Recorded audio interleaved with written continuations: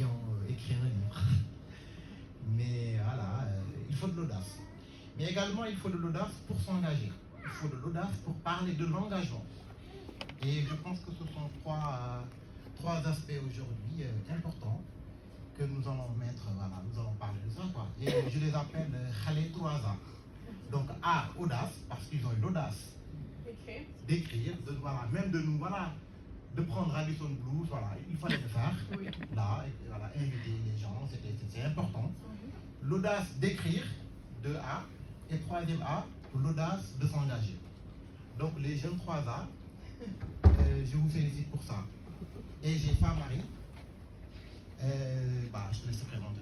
Bonjour à tout le monde, je m'appelle Fatou Marie Gay et nous allons avec JB aujourd'hui être, on va dire, vous accompagner tout au long de cette journée. Et pour démarrer, je vais commencer par vous remercier tous d'être là, de nous avoir fait l'honneur et le plaisir d'avoir quitté vos villes respectives, Marseille, Paris, et vos différentes occupations, un samedi à 14h, je pense que ce n'est pas très évident. Donc merci de vous intéresser à la littérature, merci de vous intéresser à ce projet, et merci de venir accompagner Bokar et Abdallah et nous par la même occasion. Je souhaiterais aussi dire particulièrement merci à M. Patrick Huillet d'être aujourd'hui présent avec nous, et merci à M. le consul de nous faire honneur de sa présence, ainsi que nos critiques qui viendront plus tard. Donc Djibi, je vais te rendre la parole pour peut-être nous dire quel sera le menu de la journée. Alors, un menu qui sera salé-sucré. On aura du kébouillon, du mafé, du yassa. On aura également du ratatouille, hein. J'adore. Et un peu de tarte au citron. Alors, sans plus tarder, hein, parce que je pense que quand même nous avons perdu quelques minutes. Oui. Alors, sans plus tarder, je pense que nous allons donner la parole à son Excellence, Monsieur Sénégalais qui s'est déroulé à Vertrieux. Et bénévolement, il s'est proposé, par le biais bien sûr d'Alassane Traoré, il s'est proposé pour venir faire un reportage et couvrir l'événement. Quand on parle des tirailleurs sénégalais, c'est une histoire. C'est une histoire qui a existé et qui aujourd'hui raffermit les liens entre la France et le Sénégal. Donc nous sommes fiers d'être les descendants de ces tirailleurs et il l'a si bien dit.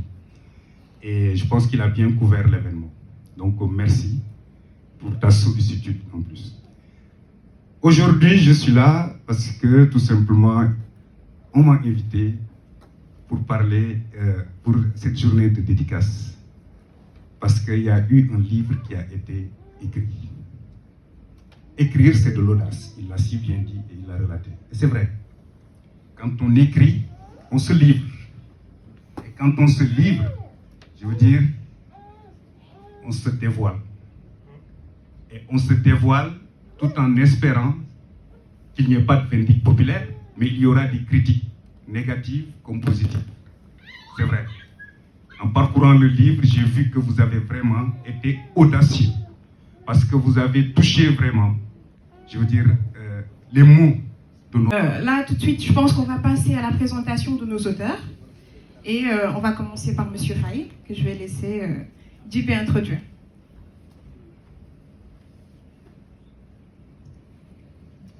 Alors, M. Faye, c'est avec un grand plaisir, avant même... attends. C'est un... Ah, je pensais qu'un serreur n'était pas utilisé au micro. Alors, personnellement, c'est un plaisir pour moi de présenter Abdallah Faye. Voilà, parce que tout simplement, voilà, c'est le président de l'ONG Focus, dont je suis le secrétaire général. Ça fait pratiquement 2 ans, je pense. Et même avant cela, il faisait une émission radio. Comment on s'est connu? Il est devenu un de mes meilleurs amis. Et l'autre est de l'autre côté, et je sais qu'il va être un peu... Mais c'est pas grave, hein, je t'aime aussi. Alors, il est devenu l'un de mes meilleurs amis. Et comment on s'est connu? On s'est connus, il animait une émission radio, la géographie, c'est ça? À la radio des étudiants sénégalais de France. Alors, c'était une radio en ligne, donc il animait une émission politique, etc., économique. Je l'ai écouté un jour et j'ai appelé. Et quand j'ai appelé, je lui dis, je ne suis pas d'accord. Et d'ailleurs, nous sommes toujours en désaccord, tout le temps. C'est parce qu'on s'est connus sur un désaccord. Je ne suis pas d'accord, M. Faye, pourquoi vous n'êtes pas d'accord? Je lui ai expliqué pourquoi je ne suis pas d'accord. Avec un ton humoristique, comme on dit, les auditeurs rigolaient, c'est qui celui-là? Après, il a pris mon numéro, il m'a appelé pour me dire, Djiby, je voudrais vraiment que l'on anime une émission ensemble. Et c'est comme ça que c'est parti. Et depuis lors, ça n'a pas changé. Donc, de génographie, après la radio, après ça c'est fini, voilà. Bon, bref. Ensuite, nous avons créé une radio ensemble, et que nous avons nommée, je ne me rappelle plus, la radio des juniors. Et on avait une émission qui s'appelait, je ne me rappelle plus. Ça devait être très intéressant. C'était très intéressant. Alors, et dans cette radio, on avait l'œil du spécialiste, dont il est là, qui est là, Abdourahmane Diop. C'est lui qui faisait les analyses des diatribes, parfois très sévères, très dures. Et c'est comme ça que c'est parti. Lui, il était, à cette période, lui, il était à Dakar, et nous, on était en France. Il nous a rejoints 2 années plus tard, et l'équipe est partie. Donc, depuis qu'il est venu, nous avons créé Cap Conseil. Nous 3, et c'est comme ça que c'est parti. Donc, c'est avec un grand plaisir, vraiment, Abdallah, que je présente déjà cette cérémonie. C'est avec un grand plaisir. Mais je te félicite et je suis fier de toi. Voilà. Donc, Abdallah, sans plus tarder. Alors, donc le parcours scolaire. Donc, Abdallah, vous avez fait l'UCAD. Et on va commencer par Boka. Donc, Boka Fofana, pour ce qui est du cursus académique, on va y arriver. Comment est-ce que ça s'est passé? Bonjour à tous, merci d'être là, ça me fait très très plaisir de vous voir. Franchement, je suis très très ému de voir tout le monde être présent aujourd'hui. Je pense notamment à Anne-Lucie qui est venue d'Aix en Provence avec son mari et son fils. Je pense aux amis d'Abdallah qui sont venus de Chambéry. Je pense à tous les amis qui sont venus de Paris, notamment à Mohamed. Franchement, ça me fait très très plaisir.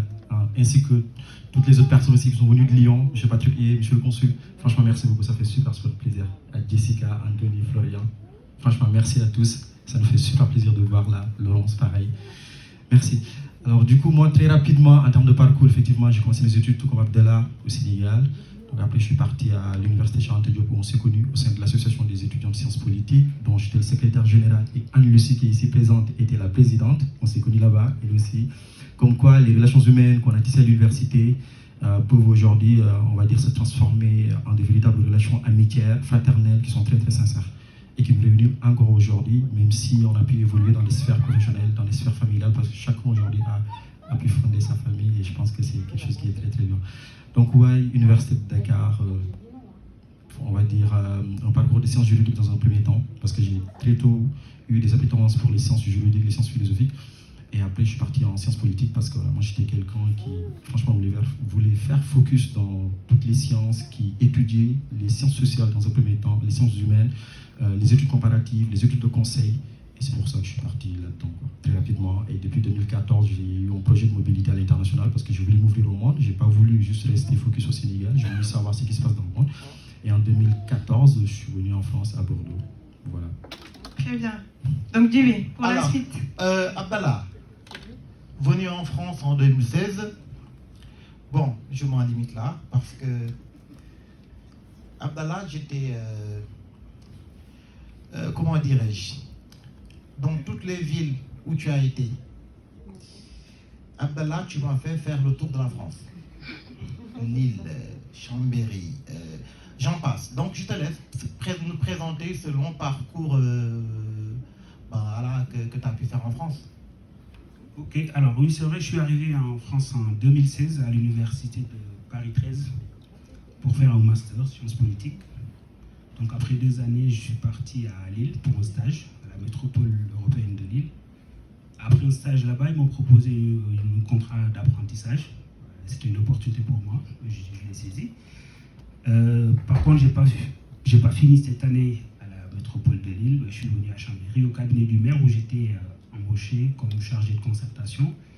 Et en parlant de ça, je parle de Madame Yacoubi, qui est ici présente avec sa famille, qui fut mon collègue à l'époque où je travaillais à la mairie de Chambéry, qui travaille toujours à la mairie de Chambéry, au cabinet du maire, qui est ici présente avec ses filles. Et M. Nathalie Fautra, avec Émilie, qui aussi à l'époque était mon collègue. Donc c'est là-bas que j'ai connu tous ces gens que vous voyez là aujourd'hui.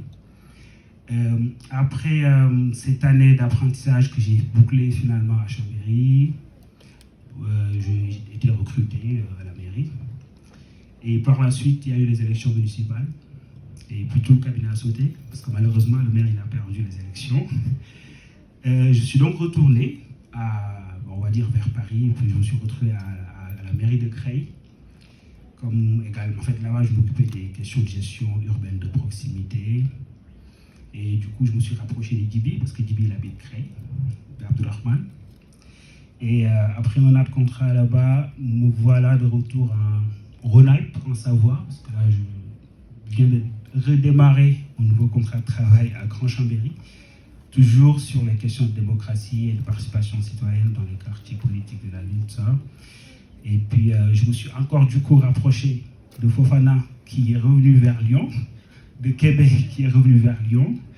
Et je me suis également rapproché de mes amis qui étaient à Chambéry et à Lyon. Et au passage, je vous remercie pour le déplacement. Donc voilà, donc aujourd'hui, je suis à Grand Chambéry comme chargé de mission, concertation et participation citoyenne. Alors, Monsieur Fofana, après cette mobilité internationale, qu'est-ce qui s'est passé? Comment est-ce qu'a démarré ce parcours professionnel? Ça a démarré à Bordeaux, donc c'est pour ça que d'ailleurs je mélange Bordeaux, parce que moi j'ai une appétence folle pour la ville de Bordeaux, c'est là où je connais Mondial d'ailleurs, et beaucoup de personnes. Hein. Donc voilà, moi je suis arrivé à Bordeaux, et puis rapidement, la particularité des étudiants, on va dire étrangers, pas sénégalais, c'est quand on arrive en France, on n'a pas tout le choix. Dès l'instant qu'on quitte notre pays, le Sénégal, on quitte notre civilisation et notre culture, quand on arrive dans ce pays, quand on arrive en France, et même en Europe d'une façon générale, on ne se pose plus de barrières. C'est ce qui explique les nombreux déplacements au fil de nos parcours académiques et quelquefois professionnels. C'est ce qui lui est arrivé, c'est ce qui m'est arrivé, et je pense que c'est ce qui est arrivé aussi à beaucoup de personnes qui sont issues du Sénégal, on va dire de la diaspora africaine d'une façon générale, et qui à un moment donné de leur vie ont choisi de faire un projet de mobilité à l'international. Donc moi, voilà, j'arrive à Bordeaux, je fais un cursus de sciences politiques, je suis arrivé en master, voilà, j'ai tout découvert, entre guillemets en tout cas. C'était très théorique. Voilà, ça m'a beaucoup enrichi intellectuellement, je pense. Et à un moment donné, je me suis dit, bon, tiens, là c'est bon, philosophie, droit, sciences politiques, là j'ai envie de me retrouver dans le monde des entreprises. Parce que voilà, le monde de la science politique à la base ne n'est pas forcément dans le terrain professionnel, je mets des guillemets, parce qu'Abdallah, il a fait ce cursus et aujourd'hui, il bosse là-dedans exactement. Et donc voilà, j'ai voulu me retrouver dans le monde professionnel parce qu'à la base, j'avais un projet de thèse. Moi, c'était la thèse quand je suis arrivé en France, mais des conditions quelquefois sociales, on va dire, et économique, on fait que voilà, j'ai mis ce projet de thèse en stand-by pour retrouver le monde professionnel le plus rapidement possible. Donc voilà, je suis venu à Lyon en apprentissage, en alternance, et je voulais me retrouver dans le monde des entreprises, donc je me suis dit, bah, un master de ressources humaines était très intéressant, d'autant plus que les études de droit et de sciences politiques mènent à tout. Les études de ressources humaines ont une partie éminemment importante de sciences juridiques, parce que tout est géré via le code du travail, le droit social, le droit de la sécurité sociale, et les conventions collectives. Et vu que j'avais ce parcours-là, donc je pouvais faire les ressources humaines. Donc je suis arrivé à Lyon, INSEC, master spécialisé, ressources humaines en apprentissage au groupe La Poste, en Ardèche.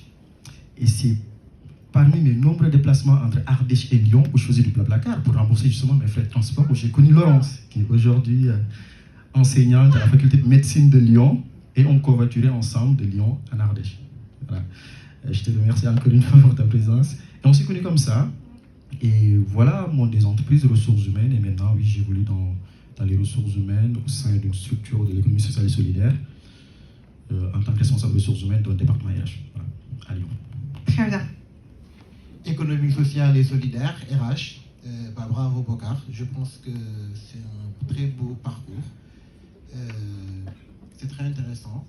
Alors Abdallah, on parle de l'engagement, l'audace de s'engager. Mais je pense qu'aussi tu as eu l'audace d'entreprendre. Certes, j'étais toujours suivi dans tes, pas dans tes délires, bon, comme je te disais dès le début. Djibi, on fait ça, Abdallah, non, vraiment, c'est beaucoup de choses pas. Tu as trop de projets, mais je te suis, hein, mais je ne l'ai jamais regretté. On a commencé par Focus, là, ça fait 2 ans, on est parti à Dakar récemment, bon, je ne vais pas faire la présentation, hein. J'en suis fier et j'en parle parce que j'en fais partie. Voilà. Alors, ensuite, nous avons créé Cap Conseil. Donc là, nous avons des clients, nous travaillons avec eux. Donc, Monsieur le Président, parce que président de l'ONG Focus et président de Cap Conseil, Mais par contre, le troisième, tu ne seras pas président. Sinon, tu ne seras plus un démocrate comme voilà, comme tu le véhicules. Mon cher. Comment? Bah oui. Alors, entrepreneuriat. Pour la présentation du livre de M. Bokar Fofana et Abdallah Faye. Donc j'ai eu le plaisir de les découvrir, parce qu'en fait ce livre c'est d'abord une rencontre. Une rencontre pas seulement avec les auteurs, mais une rencontre avec leurs idées. Et on note un retrait quasiment de beaucoup de personnes. Et je me suis aperçu qu'au Sénégal, c'est à peu près la même chose qu'en France, c'est qu'il y a un retrait, pas pour les mêmes raisons, mais un retrait parce qu'on ne veut pas s'engager. Alors, culturellement, il y a beaucoup de différences qui fait que au Sénégal, on ne veut pas s'engager. J'ai découvert notamment qu'il y avait, on va dire, culturellement, un système où les personnes expérimentées ne donnent pas forcément la voix aux plus jeunes. C'est-à-dire que les plus jeunes ont peut-être de la bonne volonté, ils sont pleins d'énergie. Quand on est jeune, on est plein d'énergie, mais on n'a pas forcément en face quelqu'un ou un système qui accepte de recevoir cette parole et qui accepte aussi que la personne, même si elle est jeune, elle puisse s'engager effectivement. Pas s'engager pour aller faire du sport, puisque ça, c'est admis. Culturellement, c'est admis, on fait du sport. On fait de la musique, culturellement, c'est accepté. Mais créer une entreprise quand on a 18 ans ou 20 ans, devenir PDG d'une entreprise, déjà, il y a une réticence en face. Ou alors devenir un maire, même quand on a 20 ou 22 ans, alors pas maire juste d'un petit hameau, mais d'une commune importante. Oui. Là, en face, il y a peut-être plus que des réticences. Il y a de personnes expérimentées. On a, un réflexe de recul en disant, cette personne-là, trop jeune, elle ne pourra jamais prendre en main.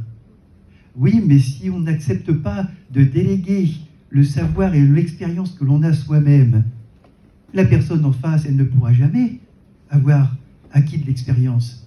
Donc, il y a quelque chose qui devrait être fait dans le sens où ceux qui sont plus expérimentés doivent soutenir les initiatives des plus jeunes, peut-être les guider au départ, mais accepter aussi de leur déléguer les responsabilités, parce que sinon, la personne, elle ne fera jamais ses premières armes, elle ne pourra jamais entrer, avoir l'expérience elle-même. Donc là, il y a aussi une délégation d'expérience qui doit être faite, et aussi accepter que l'autre puisse prendre sa place un jour. Parce que peut-être que derrière, il y a aussi l'idée, oui, mais si je lui donne beaucoup d'expérience, si je lui donne toutes mes informations, moi qui suis maire d'une grande ville, peut-être qu'il va prendre ma place parce qu'il sera meilleur. Mais je dois dire que ça demande une certaine abnégation aussi de la part de ceux qui détiennent déjà le pouvoir, de dire, oui, je ne suis pas seul au monde, et il y a aussi les autres, je ne suis pas là. Bien sûr, je détiens le pouvoir, je détiens par exemple la direction d'une grande entreprise, d'une grande administration, je suis à la direction d'une grande ville, mais j'accepte qu'un jour, d'autres puissent venir de plus jeunes, j'accepte de les former pour qu'ils soient compétents. Donc, bon, ça c'est quelques réflexions donc je me suis faites à la suite de cet ouvrage, et il manque en fait, il y a des efforts à faire de chaque côté, à la fois des jeunes, où je salue l'initiative qui est de réveiller la flamme, parce que si en face on n'a pas d'espoir de pouvoir évoluer, eh bien à quoi ça sert de faire un effort, à quoi ça sert de s'engager, puisque de toute façon c'est bloqué. Donc il faut réveiller cet espoir, mais il faut aussi réveiller, on va dire, ceux qui sont aux commandes, on va dire qui détiennent les rênes, que ce soit de l'industrie, que ce soit des banques, que ce soit du pays, pour leur faire comprendre aussi, écoutez, vous êtes aux commandes du pays, mais il faut aussi que vous pensiez que plus tard, un jour vous n'y serez plus. Il faut accepter l'idée que quelqu'un d'autre un jour va vous remplacer, pour X raisons. soit parce que vous décidez de faire autre chose, mais à faire acquérir cela, en fait. Et c'est difficile pour quelqu'un qui est aux commandes de se dire, enfin, d'avoir l'abnégation suffisante pour dire ce qui est important pour mon pays, pour ma ville, pour mon entreprise, c'est qu'ils prennent de l'essor. C'est que les choses deviennent de plus en plus mieux. Bref, qu'elles prennent vraiment une pente ascendante. Si on fait comprendre aux personnes expérimentées, aux personnes aux commandes que ce qui est important, c'est pas forcément eux, mais l'entreprise ou la direction, alors là, peut-être, ils accepteront de changer la vie et de dire, ben oui, effectivement, ce qui est important, c'est l'avenir de mon entreprise, c'est l'avenir de mon pays. Donc, je vais former quelqu'un. Et là, peut-être, quand on travaille sur les deux plans, donc il y a un travail sur la jeunesse pour leur dire, écoutez, maintenant, c'est vrai devant les vidéos, c'est vrai devant YouTube, c'est vrai devant plein de choses, c'est très divertissant. Mais il y a un jeu qui est bien plus intéressant, c'est le jeu de sa propre vie. C'est construire sa propre vie. Et dans la vie, il y a des difficultés. La situation est faite de telle façon qu'on doit trouver à manger. Comme dirait monsieur, on doit trouver juste de quoi boire de l'eau potable. Certes, on a hérité de cela. Maintenant, il faut prendre conscience que c'est quand même soi-même. Il faut qu'on fasse un pas en avant. Donc, le Sénégal en question, donc, il déborde de richesses apparemment. Il a un sol, il a des ressources, mais la ressource principale, celle qui est la plus riche, c'est la ressource humaine. C'est la ressource qu'on a à l'intérieur de soi. Et faire comprendre cela aussi bien aux jeunes qu'aux personnes expérimentées, que la ressource, c'est ce qu'on a, l'énergie au fond de soi et la volonté commune de construire un pays. À partir de là, quelles que soient les difficultés, on va travailler épaule contre épaule, coude à coude pour créer quelque chose. Mais ça, évidemment, ce n'est pas un travail facile, forcément. Ce n'est pas un travail forcément qui va se réaliser dans les heures, dans les jours, ou dans les semaines qui viennent. C'est un travail de longue haleine. C'est pour cela que ça demande déjà un engagement. Et ça, c'est une initiative très intéressante de votre part, et aussi de beaucoup de personnes qui sont ici. J'imagine que toutes les personnes qui sont ici, c'est parce qu'elles savent que quand on s'engage, c'est pour les autres. C'est pas juste pour soi. On y trouve, bien sûr, du plaisir, parce que aider les autres, c'est toujours quelque chose de valorisant. Mais aussi, c'est construire son pays, construire l'avenir et construire le futur. Se trouve, selon les dispositions même de la Constitution, au titre des droits et libertés du citoyen sénégalais. La question, c'est est-ce que vous pensez toujours que c'était une mauvaise décision de la part des autorités sénégalaises? Parce qu'au final, à l'époque, on avait très peu d'informations sur la maladie. C'était peut-être une autre façon de protéger les millions de Sénégalais qui sont sur le territoire. Enfin, et je prolonge la question qui n'est pas terminée, Bokar. Ne penses-tu pas, avec le recul et l'évolution de la situation de la pandémie, qu'il n'aurait pas été plus judicieux de ne pas les rapatrier au Sénégal, d'autant plus qu'ils ont reçu financièrement le soutien de l'État du Sénégal? L'idée d'un village planétaire et d'une communauté de destin ne remet-elle pas en cause cette position, bien que patriotique et salutaire, mais assez imprudente dans une situation de détresse comme une épidémie? La crise sanitaire ne nous a-t-elle pas appris justement que notre fragilité humaine peut être menacée dans certaines circonstances inconditionnellement de notre position géographique, et où l'on puisse se trouver dans le monde, on peut se retrouver d'un jour au lendemain face à un drame, et que la seule véritable issue, finalement, doit venir de la solidarité interétatique. Cela veut dire quoi? Les États doivent viser à protéger tous les individus présents sur... Parfois par intérêt personnel, parce que tout simplement c'est notre dernier recours, notre dernière chance. On s'engage parce qu'on connaît un tel, ou c'est parce que c'est le frère de maman qui tient le parti, et donc on a été pistonné, etc. Et des fois d'ailleurs pour des raisons d'ethnicisme. Et donc dans ces cas-là, pour autant, est-ce qu'on ne tend pas vers une... Enfin, j'ai pas envie de dire, mais catastrophe. Enfin, Vers la décadence. C'est Je ça. dirais oui. Tu as vu le cas en Côte d'Ivoire, ce qui s'est passé en 2011? C'est parti d'un problème ethnique. Au Burkina.